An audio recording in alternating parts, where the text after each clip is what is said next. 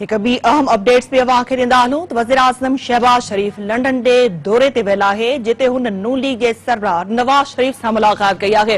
मुलाक़ात में मुल्क जी सियासी सूरत-हाल ते ॻाल्हि ॿोल कई वई आहे। मुलाक़ात में पंजाब जी नई काबीना जे हवाले सां पिण ॻाल्हियूं कई वियूं आहिनि। मुलाक़ात में पंजाब में इत्तेहादनि खे वज़ारतूं ॾियण ते बि सलाह मशवरा कया विया आहिनि।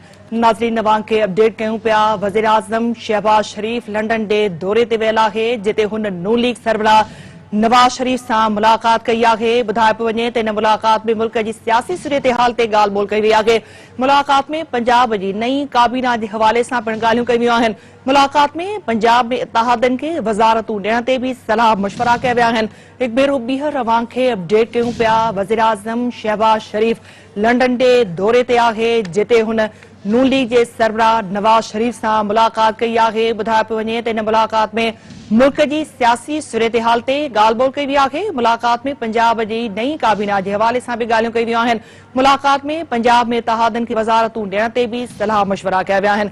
हिकु भेरो ॿीहर अवां सां इहा अहम ख़बर शेयर कंदा हलूं। वज़ीर आज़म शहबाज शरीफ़ लंडन जे दौरे ते वियल आहे, जिते नून लीग सरबराह नवाज़ शरीफ़ सां वज़ीर आज़म शहबाज शरीफ़ मुलाक़ात कई आहे। ॿुधायो पियो वञे त इन मुलाक़ात में मुल्क जी सियासी सूरत-हाल ते ॻाल्हि ॿोल कई वई आहे। मुलाक़ात में पंजाब जी नई काबीना जे हवाले सां पिण ॻाल्हियूं कई वियूं आहिनि। मुलाक़ात में पंजाब में इत्तेहादनि खे वज़ारतूं ॾियण ते बि सलाह मशवरा कया विया आहिनि। अहम अपडेट्स आहे, अवां सां शेयर कयूं पिया। लंडन में वज़ीर आज़म शहबाज शरीफ़ पहुतल आहे, जिते नून लीग जे सरबराह नवाज़ शरीफ़ सां शहबाज शरीफ़ मुलाक़ात कई आहे। मुलाक़ात में मुल्क जी सियासी सूरत-हाल ते ॻाल्हि ॿोल कई वई आहे। मुलाक़ात में पंजाब जी नई काबीना जे हवाले सां पिण ॻाल्हियूं कई वियूं आहिनि। मुलाक़ात में पंजाब में इत्तेहादनि खे वज़ारतूं ॾियण ते बि सलाह मशवरा कया विया आहिनि। इंतहाई अहम मुलाक़ात इहा थी आहे लंडन में वज़ीर आज़म शहबाज शरीफ़ जी नून लीग जे सरबराह नवाज़ शरीफ़ सां। इन मुलाक़ात में इहो ॿुधायो पियो वञे, ज़रियनि इहो ॿुधायो आहे त इन मुलाक़ात में मुल्क जी सियासी सूरत-हाल ते ॻाल्हि ॿोल कई वई आहे। मुलाक़ात में पंजाब जी नई काबीना जे हवाले सां पिण ॻाल्हि ॿोल कई वई आहे।